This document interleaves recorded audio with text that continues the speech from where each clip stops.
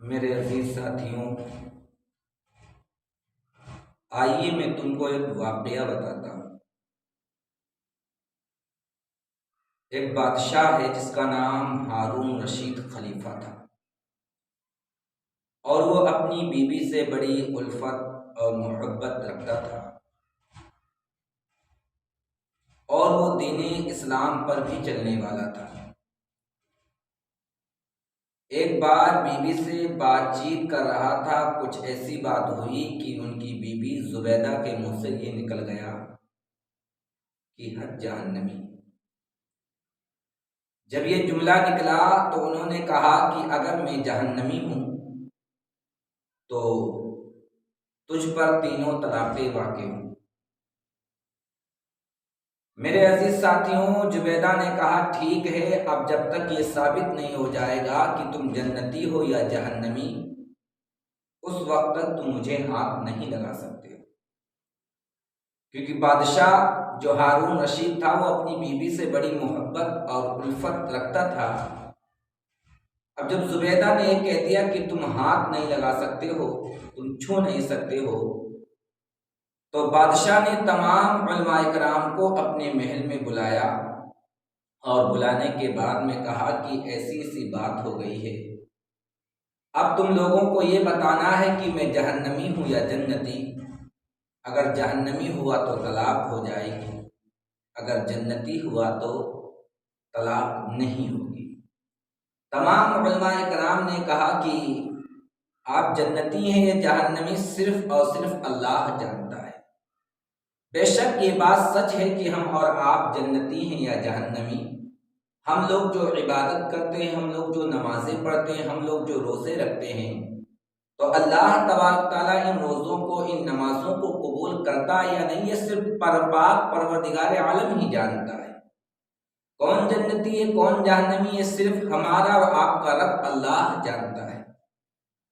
سارے علماء نے کہا کہ یہ آپ جنتی ہیں یا جہنمی، یہ صرف اور صرف اللہ تبارک تعالیٰ ہی جانتا ہے۔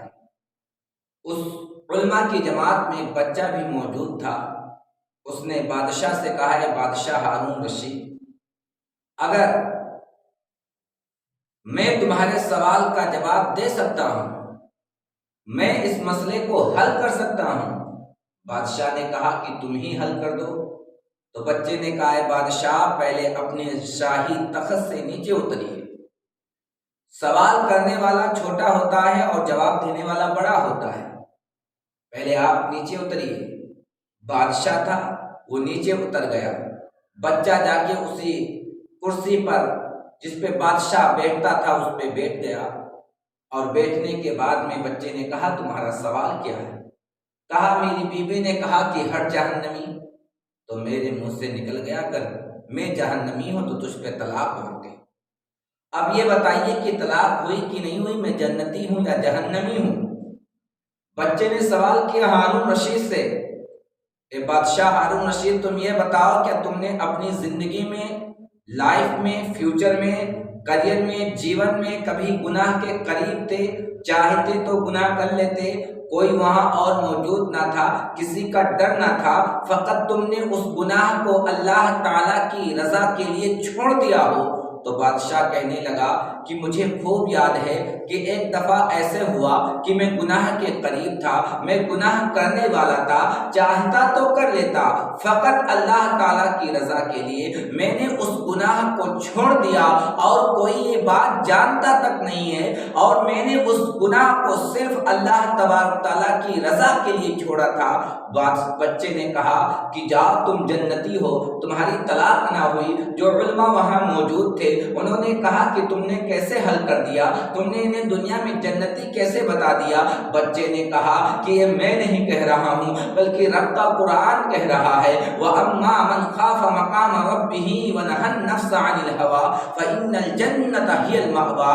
جو لوگ اللہ تعالیٰ کی رضا کے لیے گناہوں کو چھوڑ دیتے ہیں، اللہ کے ڈر سے گناہ سے دور ہٹ جاتے ہیں، فَإِنَّ الْجَنَّةَ هِيَ الْمَأْوَىٰ، ایسے لوگوں کا گھر جنت میں ہے۔ میرے عزیز ساتھیوں، اللہ تبارک تعالیٰ سے ڈرو، اپنے آپ کو گناہوں سے بچاؤ۔ ویڈیو اچھی لگی ہو تو لائک کریں، شیئر کریں اور سبسکرائب ضرور کریں۔